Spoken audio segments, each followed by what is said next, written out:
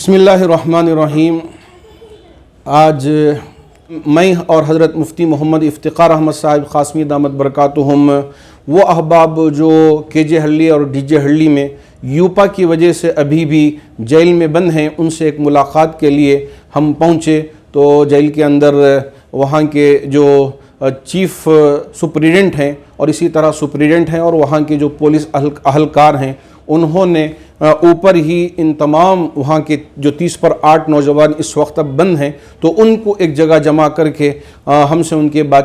हमको उनसे बातचीत के लिए एक मौका दिया। उसके बाद हमने सारी बातें उनके सामने रखी कि आप लोगों के तरफ से एक चिट्ठी और एक दरख्वास्त सीएम को पेश करने के लिए हज़रत अमीर शरीयत दामत बरकातुहुम की खिदमत में पेश किया था और इसी तरह हज़रत मुफ्ती साहब की खिदमत में भी पेश किया था। तो हमने हज़रत अमीर शरीयत दामत बरकातुहुम की मौजूदगी में वो दरख्वास्त सीएम को दिया था और आपकी मुश्किलात को उनके सामने ज़िक्र किया था और इसी तरह हुबली में जो लोग हैं उनकी मुश्किलात को भी हमने ज़िक्र किया था। तो सीएम साहब ने इस वक्त हमारी रियासत के जो होम मिनिस्टर हैं परमेश्वर साहब और उनकी क़ियादत में एक आला सतही कमेटी जो कैबिनेट दर्जे की है उन्होंने तरतीब दिया है। उसमें रामलिंगा रेड्डी साहब भी हैं और नसीर अहमद साहब भी हैं और दूसरे अहबाब भी मौजूद हैं। तो सबको लेकर इस मसले को हल करने की और क़ानूनी दायरे में रहकर इनकी मदद करने की बातें बहुत तेज़ हुई हैं।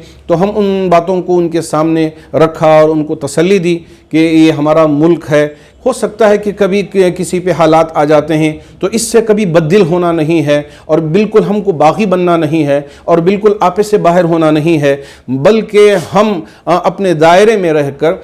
बल्कि इस मुल्क से मोहब्बत रखते हुए कभी कभार इस तरह के हालात आते हैं कि हम किए हैं नहीं किए हैं, इससे कोई वास्ता नहीं होता। बहुत सारे ऐसे बेकसूर हैं जो कभी जेलों में बंद हो जाते हैं। तो हो सकता है कि इन सारी चीज़ों की वजह से आपको भी बहुत ज़्यादा परेशानी हो रही होगी, लेकिन आप ये ना समझें कि आप ही परेशान हो रहे हैं, बल्कि आपकी वजह से आपके घर वाले भी परेशान हैं और इसी तरह हज़रत उलमा और हज़रत अमीर शरीयत और यहाँ का हर एक वासी बहुत परेशान है और आपके सिलसिले में फ़िक्रमंद है कि किस तरह आपकी रिहाई हो और आप बाहर आएँ और आज़ादाना ज़िंदगी गुजार सकें। इस बारे में हर एक फ़िक्रमंद भी है और हम भी दुआगो हैं। माशाअल्लाह ये सारी बातें हज़रत मुफ्ती साहब ने भी ज़िक्र किया और मैंने भी ज़िक्र किया। उसके बाद चूँकि मैं हज से अभी वापस हुआ हूँ, चंद दिन ही हुआ है, तो वहाँ गुजारिश की गई कि एक दुआ भी कर दिया जाए। तो हमने माशाअल्लाह उन सब की मौजूदगी में उस वक्त हमारे जेल के सुप्रीडेंट साहब भी थे और दूसरे पुलिस अहलकार भी थे, सबकी मौजूदगी में हमने दुआ की।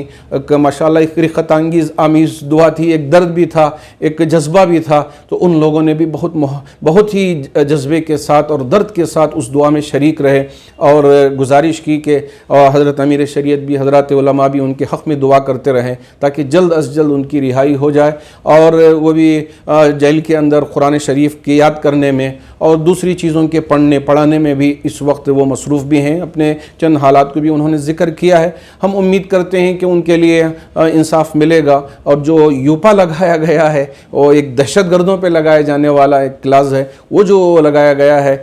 हमारे क़ानून के दायरे में रहकर वज़ीर आला इसको हटाने की कोशिश करेंगे और इनको जल्द अज जल्द बेल भी मिलेगी, रिहाई भी मिलेगी और इनको एक सुकून इंशाअल्लाह मिलेगा, हम उम्मीद करते हैं।